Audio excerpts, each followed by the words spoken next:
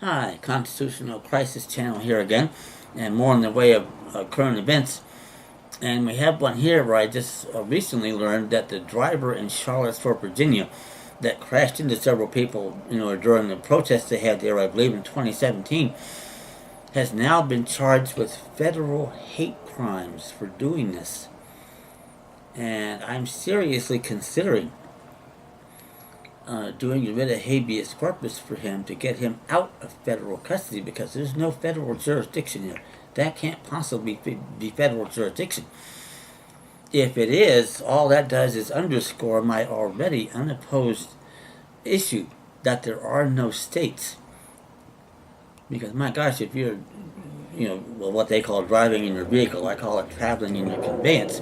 Either way, if that's now construed to be acts of interstate commerce, then that's admiralty jurisdiction, as I've often said on my videos, and the state courts can't exercise that. So where the hell are we?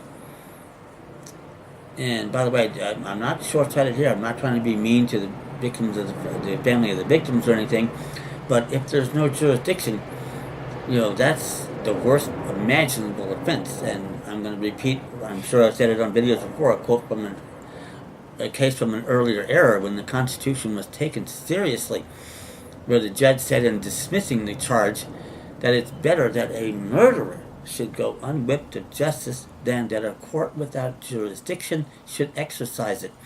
Case is Tully v. U.S. 140 Federal Reporter 899, page 905. And if you want to get a copy of that, I've got a digital one ready to go out. Send me an email at ccaspari@live.com. I'll send you that and some information on my modestly priced document package that you're going to love with all these unopposed issues, and it just drives these people up the wall. They do not know what to do. Now, the good news for that, and I'll talk more in another video about this, is going on the offensive, and I'm getting as close as anyone has been to being able to do that successfully. Because now what we do is we file documents, and I've got 5 big ones. The bill of particulars in the mix. I got a motion to dismiss and some other documents, and they don't get opposed. I mean, the local dumbass doesn't know what the hell to do. So no opposition. Even worse now, and even in California for the first time, the documents are not even being filed. That's even better. Because now we go on the offensive, and we probably don't even have to file a lawsuit. And I'm going to have a lot more to say about that on my upcoming talk show appearance on July 12th from 6 to 9 p.m. In the Angela Stark program, program number 39904. And I'll have a long question and answer session on that one too. And hopefully much more to say about that, because the way it looks, see, when we file an offensive case, now the deal is that they had a full and fair opportunity, not to mention the constitutionally mandated duty, to answer our challenge to jurisdiction, and they did not do it.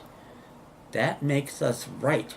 And now in an ensuing civil case, they can't come in and attempt to make the argument that the court did have jurisdiction because they didn't raise it timely at the time, did they? That's how the system works, right or wrong or good or bad. And we may even beat the bastards in the context of a civil rights lawsuit, which isn't what I do. But that's how bad it is, because we don't know. About 96% of those cases get thrown out on the first motion to dismiss. They got to make it look good once in a while to make people think that there's, you can get real redress for grievance. But it isn't how the system is designed to work. What I'm attempting to do is make it work like the framers wanted it to make.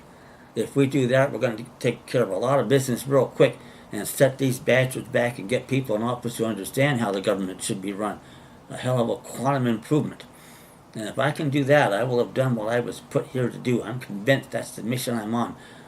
Right or wrong or good or bad. If I can get that one done, then I've done what I'm put here to do. So that said, more about the offensive business later. But this is the important part about this, and where we get them, because they got nowhere to go. And, by the way, in the offensive setting, now they don't have any affirmative defenses, do they, that they can use? And if we can establish no jurisdiction in trial court, no immunity either. That's where they get most of these cases thrown out, because they're within the sphere of the jurisdiction of the court, like hell. And we can prove the contrary and prove it, astounding. I can prove it beyond a reasonable doubt, which is amazing. To prove a negative like that, people can't do that. Well, I can. And that's when I get to sit down at the negotiating table, pull out the checkbook, and say, how much is it you want? Well, I'll have an answer to that question when the time comes, trust me, and they won't like it.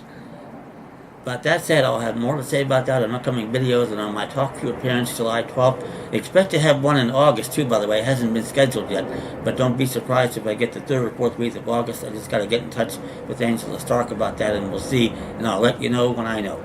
Thank you.